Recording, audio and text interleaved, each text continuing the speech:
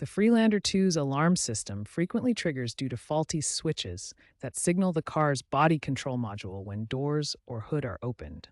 False alarms often stem from corrosion, dirt, or mechanical wear, causing intermittent contact on these microswitches. Focus on the tailgate glass switch, prone to misalignment or debris, and the bonnet switch, often affected by corrosion. These microswitches signal the car's body control module when the tailgate or bonnet is opened. To diagnose alarm issues, listen for triggers from the tailgate or bonnet area and check for visible corrosion or damage. Use an OBD2 scanner to check for error codes related to the alarm system. Test switch continuity with a multimeter. Readings of 0 ohms when closed, infinite when open. Always prioritize safe electrical practices by disconnecting the battery before doing any electrical work. Many Freelander 2 owners fix alarm problems themselves.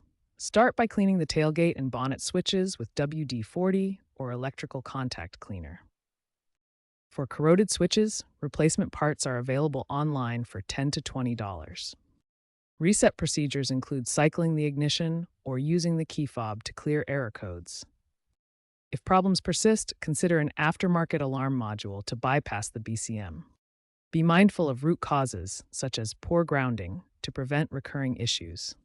While professional diagnosis is recommended for BCM issues, simple cleaning and switch replacements can often resolve false alarms. Check the switch part number and ensure the replacement is compatible for your model year. After completing the repair, always check to make sure the alarm is properly functioning and you do not get any false alarms.